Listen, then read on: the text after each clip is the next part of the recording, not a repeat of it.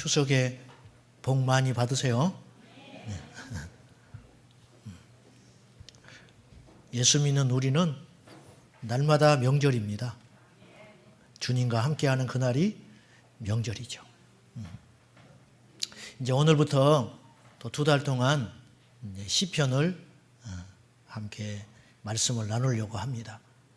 사도행전과 시편을 제가 번갈아서 말씀으로 함께 은혜 나누려고 하는 이유는 사도행전은 교회 전체 공동체에 대한 말씀이고요.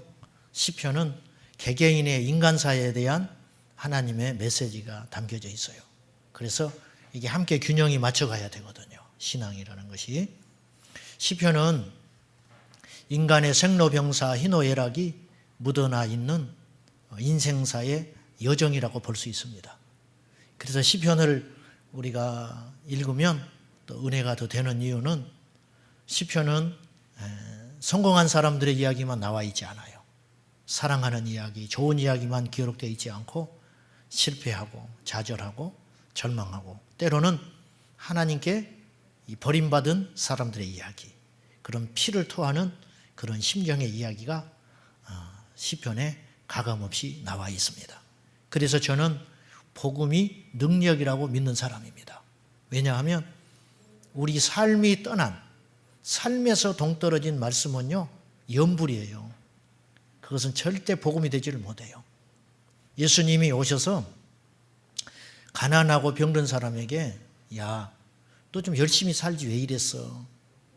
너 몸 관리 좀 잘하지 이게 뭐냐? 이런 말 하신 적 한 번도 없어요. 같이 울어주셨어요. 저는 예수님의 삶이 사랑 그 자체지만 참 경이롭고 놀라운 것이 나사로가 죽었을 때 죽은 나사로를 주님이 살려주시잖아요. 그 능력이 분명히 있으셨고 당신 안에는 이미 계획이 있었어요. 나사로를 살려야겠다는 계획을 갖고 계셨거든요. 그런데 초상집에 가셔서 그 울고 있고 좌절하고 있는 집안의 기둥이 죽어버렸어요. 마르다 마리아가 절망하고 깊이 울고 있을 때 주님이 뭐 하는 짓이야? 믿음 없이. 내가 왔잖아. 응? 내가 평소에 너희한테 가르치는 게 이거밖에 안 돼? 내가 못 일으킬 것 같아? 그렇게 말하지 않으세요. 주님이 울어주세요.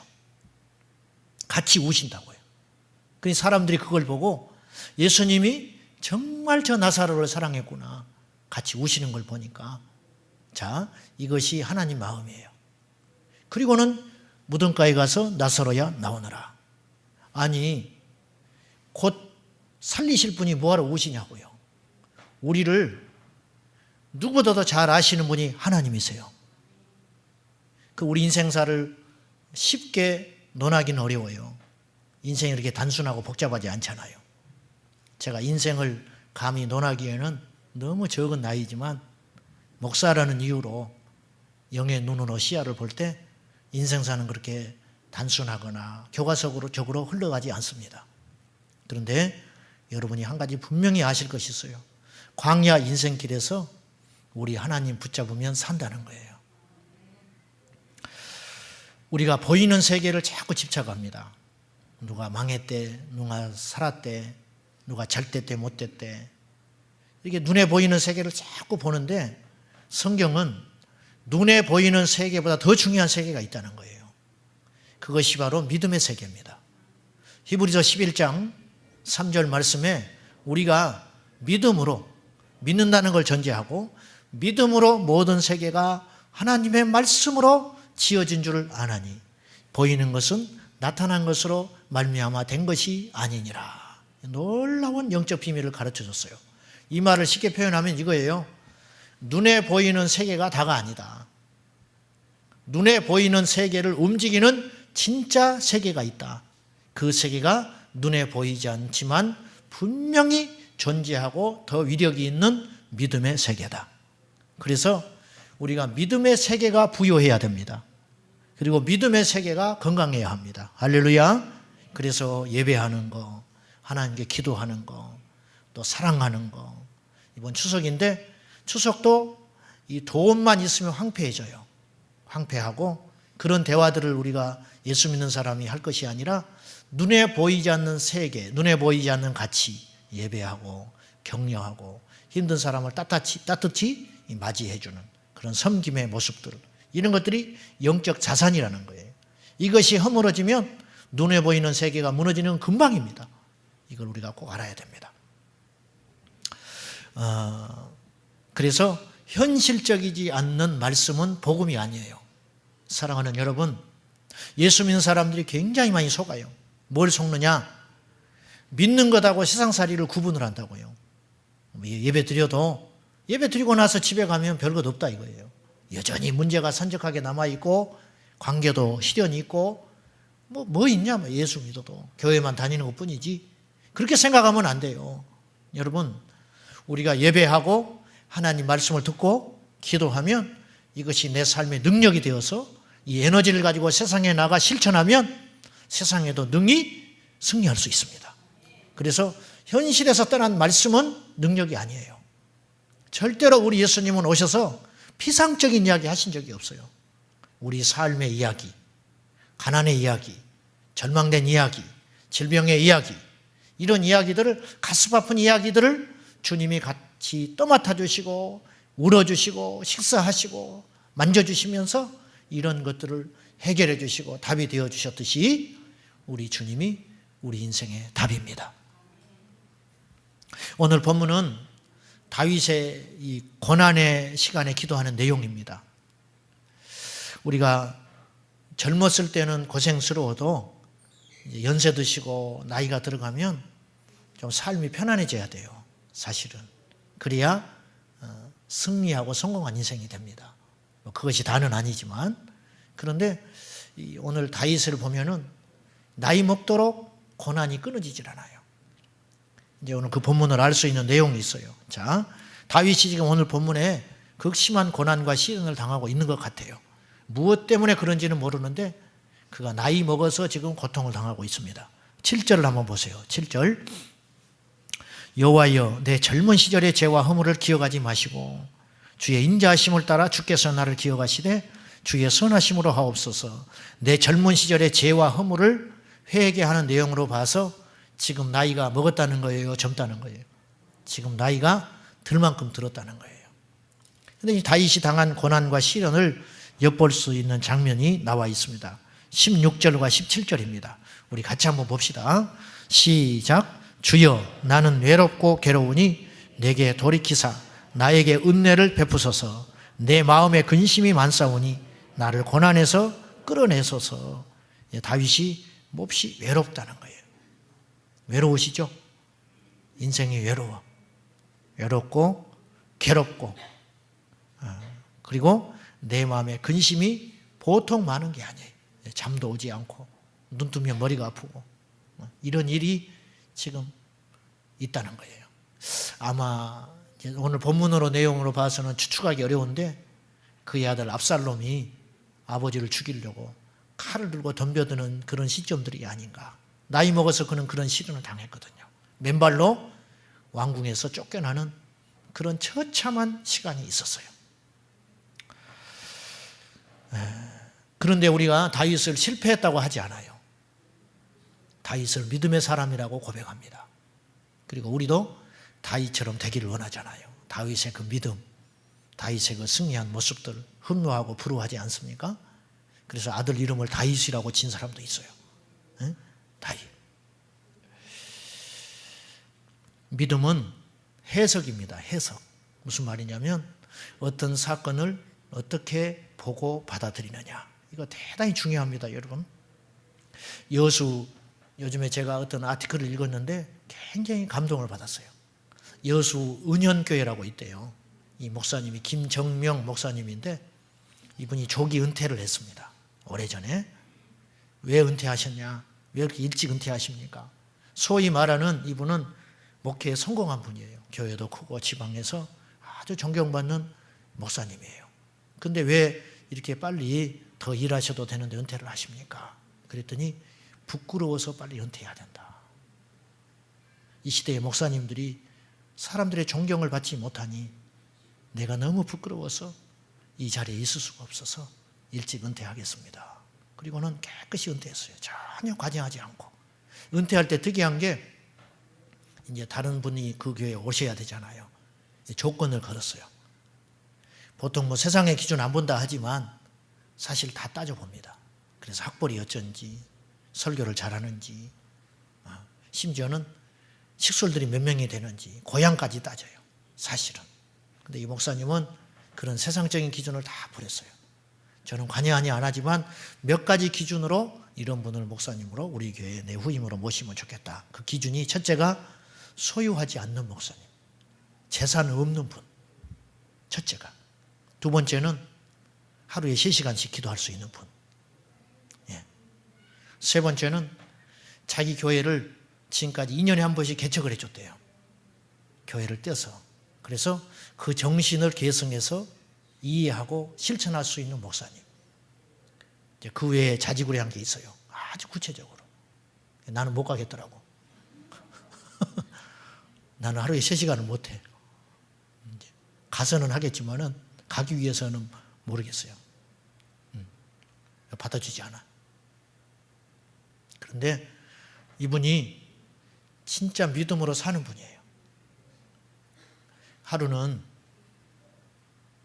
그 위안부가 우리나라 그 옛날에 일제 그런 아주 만행을 당했잖아요. 근데 어느 날 기도하는데 하나님이 우리는 떳떳하냐 그러더라요. 우리는 떳떳하나. 베트남에 우리나라 군인들이 파병돼가지고 못된 짓 많이 했거든요. 그것이 생각났어요. 그래서 이분이 베트남에 갔어요. 베트남에 가서 사죄했어요. 가족들을 만나서 그 버리고 온 그 자식들, 그들을 만나서 위로하고 사죄하고 한국 목사로서 내가 너무 부끄럽게 생각한다. 5.18 민주화 운동하면서 고통당했던 그 유족들을 만나서 위로했습니다. 장기수들, 이제 북한에서 이렇게 내려와가지고 옛날 6.25 사변 때 잡혀서 끝까지 전향하지 않은 장기수가 있어요. 그 사람들을 찾아서 복음을 전하고 격려하고. 그래서 절기헌금을 하면 그런 데로 또 쓰는 거예요. 대단한 목사님이죠. 이렇게 훌륭한 목사님인, 예수님 닮은 목사님인데 이분도 고통이 있어요.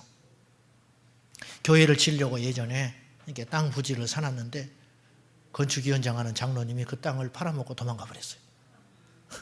그래서 그 빚을 지금까지 갖고 있어요. 교회는 지었는데. 자기 딸, 둘째 딸이 교통사고가 나가지고 눈을 실명했어요. 한쪽 눈이 완전 실명하고 한쪽 눈도 시력이 너무 나빠져서 지팡이를 짚고 다녀요. 이 목사님이 인터뷰할 때 눈물이 글썽글썽해서 이렇게 이야기하셨어요. 내가 할 수만 있으면 내 눈을 떼어주고 싶다. 근데 병원에 갔는데 딸의 신경이 너무 망가져서 이식을 받을 수 없는 지경이라는 거예요. 그러면서 이분이 눈물을 흘렸어요. 이렇게 성자 같은 목사님도 인생에 고난이 있는 법이에요.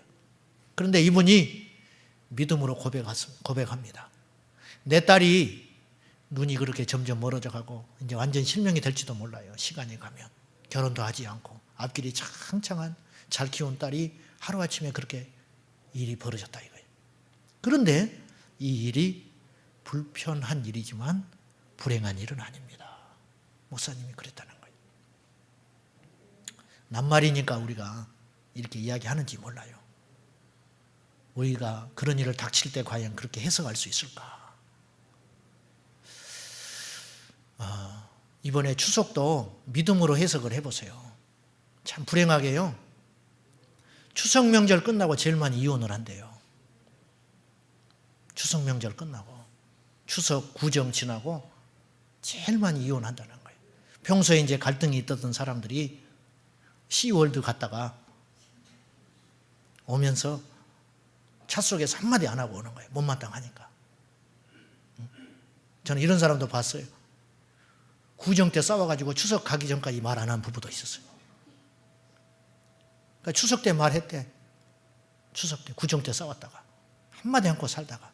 왜냐하면 추석 때 어쩔 수 없이 가야 되니까 가서 이제 표 안 내야 되잖아요. 싸운 것 같지 않아야 되니까 어떻게 말을 하다 보니까 이제 풀렸어.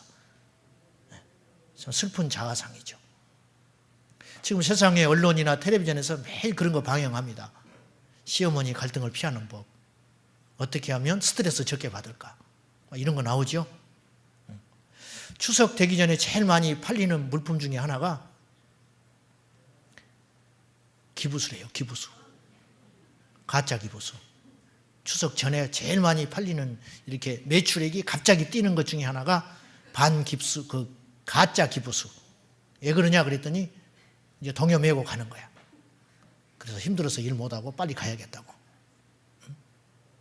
그리고 추석 끝나면 제일 많이 매출이 오르는 게 여자들 옷이라는 거예요. 여인들 옷이나 이런 거. 이제 그거 스트레스 푸는 거예요. 이제 쇼핑하면서. 제가 이제 슬프게 생각하는 것은 세상의 가치관이 자꾸 그런 쪽으로 유도를 해가요. 이기적이고 자기밖에 모르게 만들고 관계성을 깨치고 성숙하지 못한 미숙아로 자꾸 언론들이 끌고 갑니다. 그래서 함께 사는 법을 몰라요. 더 가슴 아프게 생각하는 건 예수 믿는 사람도 그런 가치관에 점점 물들어간다는 거예요. 여러분, 이번에 추석을 믿음으로 잘 해석하세요. 전도할 수 있는 기회, 나를 섬길 수 있는 기회를 주셨구나. 하나님이 이렇게 힘든 가정에 나를 보내신 이유가 어디에 있는가? 남들은 시어머니한테 대우를 받는다는데 나는 이게 뭔가? 그렇게 생각하지 말고 하나님께서 누군가 이 가정에 보내야 했는데 하나님이 내가 감당할 수 있기 때문에 이런 십자가를 주시고 이 가정에 보내셨구나. 그런 믿음으로 승리하시기를 바랍니다. 믿음은 해석이에요. 해석을 잘 하세요. 해석을. 오늘 이제 다윗이 고백을 합니다. 5절에 이런 고백을 해요. 자, 5절 한번 봅시다. 같이. 자, 같이 봐요. 시작. 주의 진리로 나를 지도하시고 교훈하소서. 주는 내 구원의 하나님이시니 내가 종일 주를 기다리나이다. 다윗에게 구원은 하나님밖에 없어요. 내 구원의 하나님. 그렇게 고백합니다. 주님은 하나님을 내 자신의 구원의 오직 유일한 통로라고 고백합니다. 구원을 좁게 말하면 죽어서 천국 가는 것이 구원이에요. 그런데 넓은 의미로 구원을 정의해 보면 이 땅에 사는 동안 주님과 함께 살면서 누리는 천국의 기쁨이에요. 이게 구원입니다. 이게 구원. 기억하십시오. 모든 문제를 해결하실 수 있는 분은 우리 하나님이에요. 이 말씀을 제가 이제 말씀을 준비하고 묵상하는데 주님이 저에게 주시는 깨달음이 하나 있었어요. 그건 무엇이냐면, 야, 종아, 세상에 하나님 안 믿는 사람은 하나님을 구원의 주로 안 믿는 것이 당연하다. 그렇지요. 모르니까 그렇죠. 그런데 내가 너무 마음 아프게 생각하는 건 예수 믿는 사람들조차도 하나님을 전적으로 안 믿어. 적어도 예수님을 믿는 우리는 오직 구원의 방법이 하나님이라고 고백할 수 있어야 합니다. 근데 이걸 안 믿는다는 거예요. 세상 사람들이 하나님을 안 믿는 건 당연한 거예요. 그런데 매주 예배드리고 기도하고 새벽제단 쌓고 봉사하는 우리들도 문제가 닥치면 하나님을 안 찾고 방법을 찾는 거예요. 사람한테 찾아다니고 하나님께 엎드리질 않아요.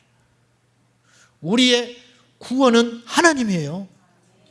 이걸 안 믿는다는 거예요. 다윗은 이 극한 어려움 시련 가운데 구원의 하나님을 찾습니다. 이게 너무 당연한 것 같지만 이게 사실은 쉽지 않은 일이에요. 그런 사람이 얼마나 있겠어요. 이스라엘 백성들이 광야에서 40년을 연단받을 때 먹을 물이 없습니다. 먹을 양식이 없습니다. 입을 옷이 없습니다. 요즘같이 나이론 옷이 아니잖아요. 금세 헤어져 버리는 거예요. 그 다음에 거할 장막도 시원찮아요. 이것들을 다 주님이 해결해 주셨어요. 할렐루야. 우리 인생이 광야예요. 인생 광야길에서 해결하시는 분은 우리 하나님이라니까요. 이걸 안 믿는 거예요. 이스라엘 백성들이 계속 의심하고 반역하고 하나님께 불신을 보입니다. 그래서 가나안 땅에 들어가지를 못하고 약속은 받았지만 가지를 못하고 광야에서 헤매다가 다 멸망하고 마는 거예요. 우리가 이렇게 오래 예수를 믿었으면 이제 모든 것을 공급하시는 분이 하나님이라는 것 정도는 알았으면 믿어야 할 것 아닙니까? 신명기 8장 2절과 3절에서 주께서 모세를 통해 말씀하십니다. 너희로 이 광야 40년을 걷게 하는 이유가 뭐냐? 너희를 낮추시고 줄이게 하신 이유가 무엇이냐? 너희를 시험하사 너희의 마음이 어떠한지, 너희가 하나님의 명령을 지키는지 알게 하려 하심이라. 그 하나님이 두드려 보시려고 정말 고난 가운데서도 밥을 찾지 않고 하나님을 찾는지, 시련 가운데에서도 인간을 쫓지 아니하고 하나님의 방법을 찾는지 하나님이 그 마음을 테스트해 보기 위해서 그렇게 하셨다는 거예요. 그래서 신명기 8장 3절에 너희를 낮추시고 너희 조상도 알지 못하던 만나를 너희에게 먹이신 것은 사람이 떡으로만 사는 것이 아니요 여호와의 입에서 나오는 말씀으로 사는 것을 알게 하려 하심이니라. 고생도 할 만큼 했잖아요. 우리가 시련도 당할 만큼 당해봤잖아요. 그러면 이제 떡을 취하는 인생이 되지 말고 하나님을 찾는 인생이 되어야 한다는 거예요. 다윗은 노년이지만 시련이 왔지만 이 믿음의 원칙을 배웠어요. 그래서 다윗은 구원의 하나님을 찾습니다. 그리고 다윗은 승리합니다. 이 원리는요 모든 사람들에게 통합니다. 목사하는 목회하는 목사에게나 장사하는 여러분들이나 가정주부나 대통령이나 왕이나 종이나 남녀노소 시대를 불변하고 영원히 변하지 않는 원칙이 있어요. 우리 하나님을 붙잡으면 산다는 거예요. 다윗이 이것을 우리에게 말씀하고 있어요. 이것을 죽기 직전에 깨달으면 필요가 없어요. 이 땅에 쓸데없는 고생만 하고 가는 거예요. 젊은 날에 깨달아야 돼요. 어려울 때 깨달아야 돼요. 오늘 깨닫는 저와 여러분 되시기를 축원합니다. 제 아는 선배 중에 포항 출신의 목사님이 계시는데 이분은 굉장히 심한 말더듬입니다. 포항 꼴짝에서 예수 믿고 불을 받았어요. 집안에 아무도 예수 안 믿었어요. 불을 받으니까 목사가 되고 싶어 죽겠는 거예요. 그래서 신학대학에 가서 목회를 한다고 그러니까 동네 사람이 다 비웃었어요. 야, 대한민국에 다 목사가 돼도 너는 못해. 야, 말더듬이가 어떻게 목사를 하냐. 말을 이렇게 심하게 더듬는데. 근데 이분이 학교를 왔어요. 집안 반대 무릅쓰고 조롱 무릅쓰고 학교에 왔어요. 장신대 뒤에 가면 아차산이 있거든요. 그런데 거기 가서 이분이 날마다 산기도를 했어요. 왜? 자기가 말을 더듬으니까. 하나님, 내가 이거 가지고는 목회를 못합니다. 전도사님을 나갔는데 그래서 저하고 같이 2년 동안 계셨어요. 그분이 중등부를 맡고 내가 고등부를 맡았는데 신기한 일이 벌어지는 거예요. 회의할 때 이분이 말을 더듬어요. 교사들하고 회의할 때. 예배 드리기 전에 아침에 회의하거든요. 교사들하고. 강대상만 딱 올라가면 말을 안 더듬어 버려요. 그러니까 이분은 50점 먹고 들어가는 거예요. 그분을 보면 그냥 은혜스러워. 은혜스러워. 뭐 설교를 잘해서 은혜스러운 게 아니라 기적이야, 그거 자체가. 어른 설교도 가끔씩 했어요. 솔직히 나보다 설교도 못했어. 근데 사람이 나보다 더 큰 은혜를 받는 거예요. 제가 할 때보다. 왜? 이분은 서 있는 것 자체가 기적이고 은혜라요. 말 더듬이가 과거에 더듬었는데 지금 괜찮다고 증명할 길이 없잖아요. 내려오면 더듬어 버린다니까요. 강대상에서. 서면 안 더듬어. 그러니 이건 누가 하신 일이에요? 하나님이 하신 일이에요. 여러분, 하나님 살아계셔요. 지금 고향에 포항에 가서 목회하시는데 몇 년 전에 그쪽에 제가 갈 일이 있어서 한번 일부러 만났어요. 너무 감사한 게 그때 그 초심이 여전하시더라고. 새벽 기도를 3시에 한대. 왜 3시에 하냐고 그랬더니 그 뱃사람들이 많아가지고 그분들은 3시에 나간대요. 배를 타러. 그래서 3시에 새벽 기도하고 간대요. 그러면서 너무 하나님 은혜에 감사하고 행복하게 목회하고 계셨어요. 오늘 다윗이 결심합니다. 2가지를 결심하는데요. 이 결심이 우리의 결심이 되었으면 좋겠어요. 첫째는 주님만 기다리고 주님만 바라보기로 결심을 해요. 자, 1절 봅니다. 1절 여호와여 나의 영혼이 주를 우러러 보나이다. 주님만 바라보겠다는 거예요. 주님만. 또 21절 내가 주를 바라보니 그랬죠? 21절 내가 주를 바라보니 성실과 정직으로 나를 보호하소서.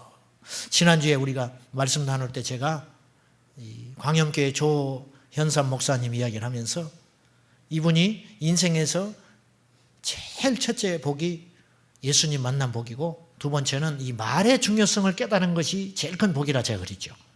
그래서 이제 우리가 하루에 날에 이름을 정하자 그랬잖아요. 그래서 우리 교회 밴드에 보면 그 승리한 이야기가 올라와요. 오늘 여러분이 어떤 이름으로 날을 정하고 시작하느냐에 따라서 그날 하루에 이 컬러가 달라진다는 거예요.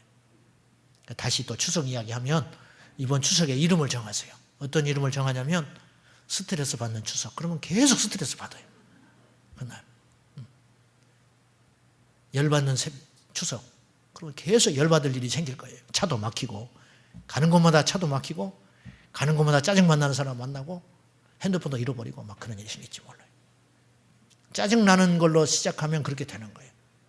그런데 이번 추석을 기쁨의 추석, 섬김의 추석,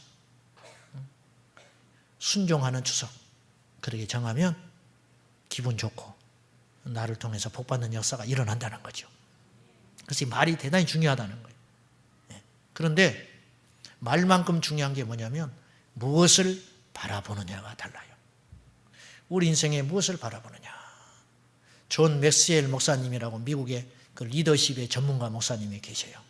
이분이 미국의 그 산악지대를 자기 성도님들과 함께 차를 타고 둘이 한 30km를 간 적이 있었대요. 근데 이 교회 그 집사님이 아주 전문 사냥꾼이에요. 그런데 이분이 자꾸 가면서 목사님 저기 토끼 보이시죠? 그러더라는 거예요. 안 보여 자기 눈에는. 목사님 저기 다람쥐 2마리 앉아있는 거 보이시죠? 안 보여 아무리 이야기해줘도. 사냥꾼 눈에는 거의 보이는 거예요. 토끼가 보이고 노루가 보이고 다람쥐가 보이는 거예요. 목사님은 아무것도 안 보여. 저는 어디 가면 교회만 보여요. 목사니까. 우리 집사님 피부샵을 오픈한 다음부터는 어디 가면 전부 피부샵만 보이는 거예요. 왜 이렇게 피부샵이 많지? 그전에는 관심이 없었는데 너무 많은 거예요. 이렇게 많은데 장사가 될 수 있을까? 또 쓸데없는 걱정이 생기는 거예요. 사람의 마음에 무엇을 바라보느냐는 우리 인생을 이렇게 달라지게 만든다는 거예요. 다윗이 환난을 만났는데요. 환난을 보지 않고 주님을 바라보기로 결심한 거예요. 우리 집은 이렇게 작지? 정말 집에 오기 싫다. 그러면요. 계속 집에 오기 싫은 일이 벌어지는 거예요. 그러지 마세요. 집은 크기로 말하는 게 아니에요. 집은 사랑과 믿음의 크기가 있어야 되는 거죠. 우리 인생이 마찬가지라는 거예요. 다윗이 어떤 경우에도 주님을 바라보고 기다리기로 결심한 거예요. 내가 주님을 바라봅니다. 내가 주님을 기다립니다. 다윗은요. 기다리는 데는 명수거예요. 명수. 아주 고수라고요. 어릴 때 양떼를 치면서 들에서 아침에 이슬을 맞으면서 새벽 오기를 간절히 기다립니다. 왜? 아침이 되면 쉴 수가 있으니까. 밤새껏 양을 지키다가 밤에 뜬 눈으로 지내다가 새벽을 기다립니다. 그는 사무엘에게 어릴 때 기름 부음을 받아요. 장차 이스라엘의 왕으로 하나님이 택한 겁니다. 그런데 35년이 지난 다음에 다윗을 하나님이 왕으로 만드셨어요. 참 이게 아이러니가 왜 하나님이 그렇게 미리 기름을 부으시고 35년을 기다리게 하시냐 그 말이에요. 사울은 즉시 기름 부음 받고 왕 되거든요. 근데 이 차이가 커요. 이 35년 동안 하나님이 다윗의 인격을 넓히시고 실력을 넓히시고 마음을 넓히시고 담대하게 만드셔서 왕으로 만들어 가시는 작업이 35년 기다린 거예요. 다윗은 35년을 기다렸어요. 10년 동안 사울에게 쫓겨다닙니다. 10년 동안 다리 뻗고 잔 적이 없어요. 어디서 다윗이 나타났다 그러면 사울이 군사를 일으켜서 잡으러 갑니다. 사방이 적이에요. 사방이 적. 그를 죽일 수 있는 기회가 여러 번 있었죠. 그 부하들이 다윗에게 실망한 적도 있었어요. 죽이라고. 자기 섬기는 대장이 왕이 되어야 자기들도 이제 세상이 풀릴 거 아니에요. 다윗이 안 죽여요. 안 죽이는 이유, 하나님이 기름 부은 자를 내가 죽일 수 없다. 기다리는 거예요. 기다려. 내가 손에 피 묻히지 않는 거예요. 하나님의 시간을 기다리는 거예요. 하나님의 타이밍. 이게 믿음입니다. 이스라엘 백성들이 광야 나와서 홍해가 앞에 있을 때 뒤에는 애국 군사들이 쫓아오고, 그때 믿음이 뭐냐면 기다리는 거예요. 잠잠히 있으라. 우리가 지금 여러분이 오늘 예배 오신 분들 중에 길이 안 보이는 사람이 분명히 있어요. 욥처럼 앞으로 가도 하나님이 안 계시고 뒤로 가도 안 계시고, 오른쪽으로 가니까 왼쪽에서 그분이 일하시고 왼쪽으로 가니까 오른쪽에서 일하시고. 그런데 욥이 하나를 고백합니다. 나는 다른 건 다 모른다. 그런데 하나를 아는데 그가 나를 단련하신 후에는 내가 정금같이 나오리라. 이건 알고 있었다는 거예요. 주님을 바라보고 기다리세요. 하나님의 시간이 반드시 옵니다. 그런데 무조건 기다리면 안 돼요. 믿음으로 기다려야 돼요. 믿음으로 인내하고 기다리고. 인내하는 것이 실력이고 믿음이에요. 할렐루야. 믿음은 인내하는 겁니다. 울며 씨를 뿌리는 자는 반드시 결실해요. 한 1년 기다려 보셨죠? 한 10년 기다려 보셨나요? 한 30년 기다리셨나요? 인내가 깊을수록 하나님이 나를 쓰시는 강도가 커져요. 환난이 클수록 하나님이 내게 주시는 복도 크다고요. 너희가 이 땅에서 환난을 당하고 핍박을 당하고 욕을 먹거든 기뻐하고 즐거워해라. 하늘에서 너희의 상이 큼이라 그랬잖아요. 스데반 집사님이 돌에 맞아 죽어갑니다. 사도행전 7장에 보면은 최근에 이슬람권에서 예수 믿는 사람들이 실제로 돌에 맞아 죽어가는 장면이 영상에 있어요. 여러분, 말이 그렇지요? 성경에 스데반이 돌에 맞아 죽었다. 뭐 돌에 맞아 죽었는가 봐. 순교한테 하셨네. 여러분, 그렇게 볼 게 아니에요. 머리가 터지고 다리가 꺾이고 얼굴에 피투성이가 돼가지고 죽어가는데 경찰이 안 말려요. 이슬람 교도들이라.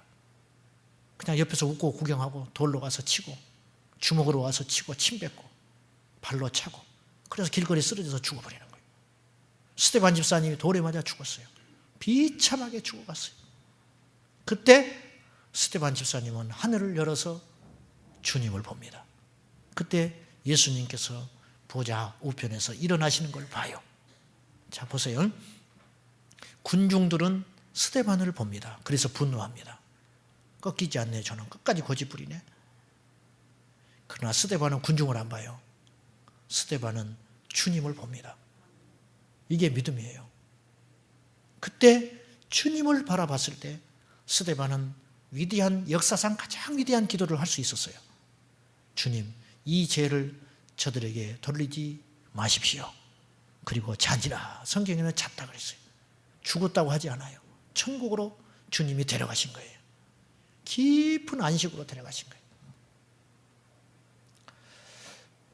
예수 믿는 우리는 미운 사람이 있으면 안 돼요.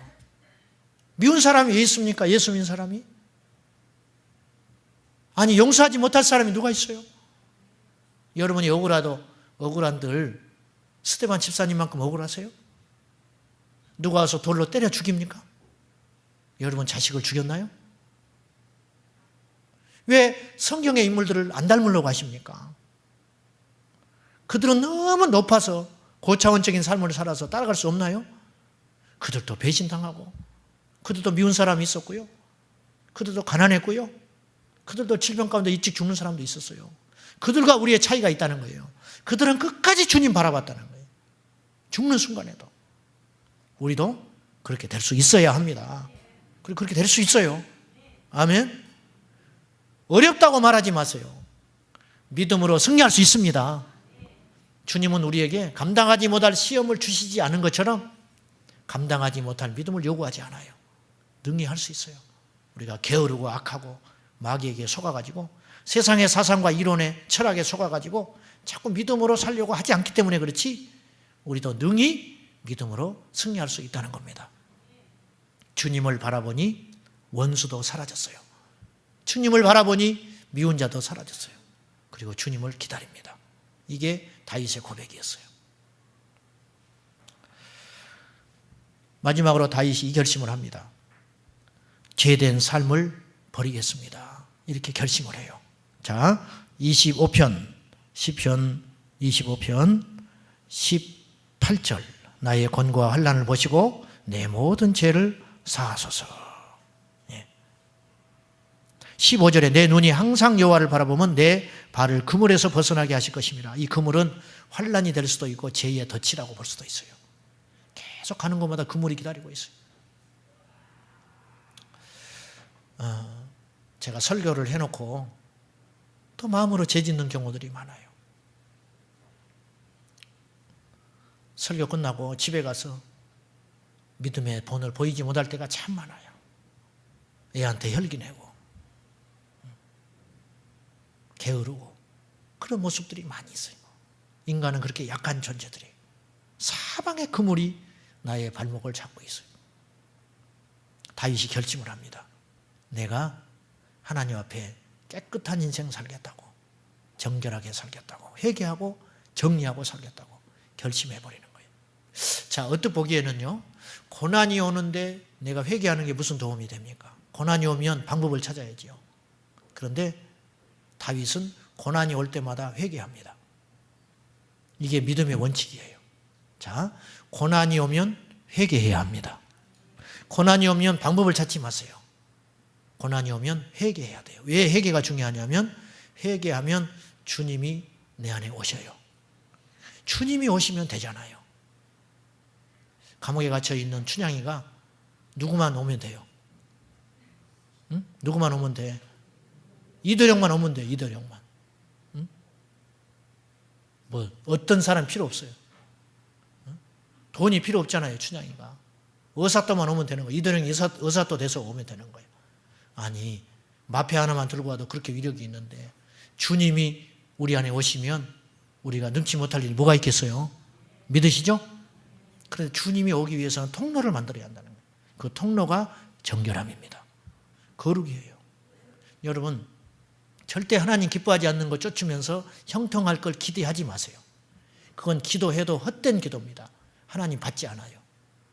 너희가 재물을 가지고 와서 드리다가 사람과 불화한 일이 있거든 바칠 필요가 없다. 그건 바쳐도 받지 않는다. 순서가 필요한 거예요.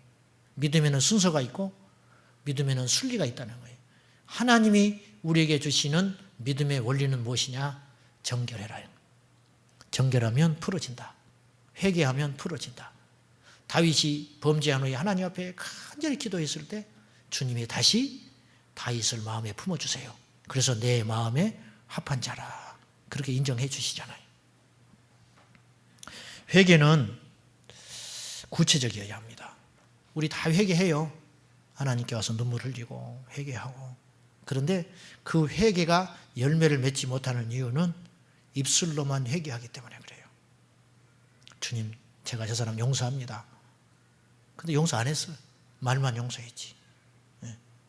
자, 진정한 회개는 뭐냐? 아까 여수 운영교회 김정명 목사님 이야기를 다시 한번 할게요. 이분이 군대에 있을 때 이 보급창고에서 회계를 맡았다는 거예요. 젊은 날에. 그래서 옛날에는 군대가 비리가 참 많았어요. 그래서 상사들이 막 기름을 갖다 팔아먹고 이런 일이 비일비재했잖아요. 그런데 수십 년 전에 자기 상사가 이 기름을 자꾸 팔아먹는 상사가 있었던 거예요. 그래서 이분이 너무 마음이 괴로운 거예요. 그래서 그렇게 하지 말라고. 말을 안 들어. 그래서 나중에는 못 견디고 이분이 다른 데로 부서로 옮겼어요. 이 목사님이 군대에 있을 때. 수십 년이 흘러 목사가 됐는데 어느 날 하나님께 새벽에 기도를 하는데 하나님이 그걸 지적하시더래. 너 회개했어? 아니, 내가 그거 훔친 건 아닌데요. 너는 지혜를 방조했잖아. 그거 옆에서 가만히 있었잖아. 깊이 회개합니다. 하나님 어떻게 할까요?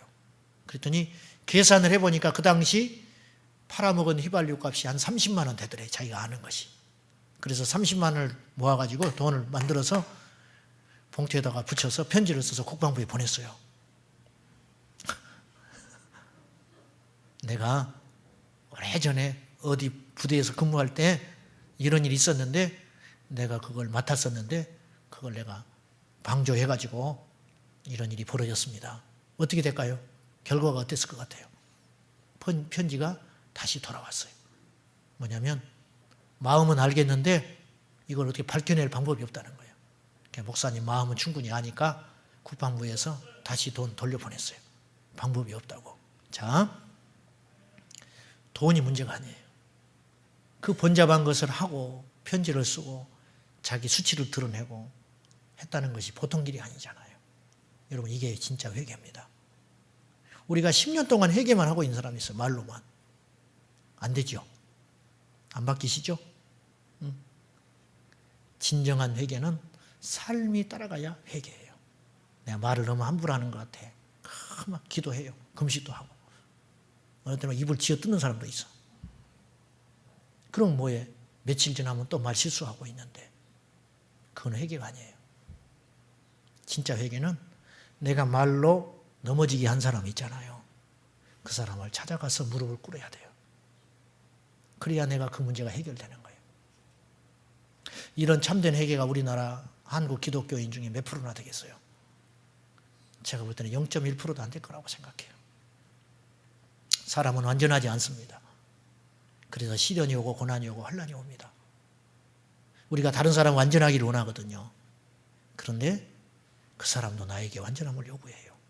완전한 사람은 하나도 없어요. 그래서 시련이 옵니다. 그래서 환난이 옵니다. 베드로 사도는 우리에게 큰 위로의 말씀을 주셨어요. 저는 그 말씀에 너무 위로를 받았어요.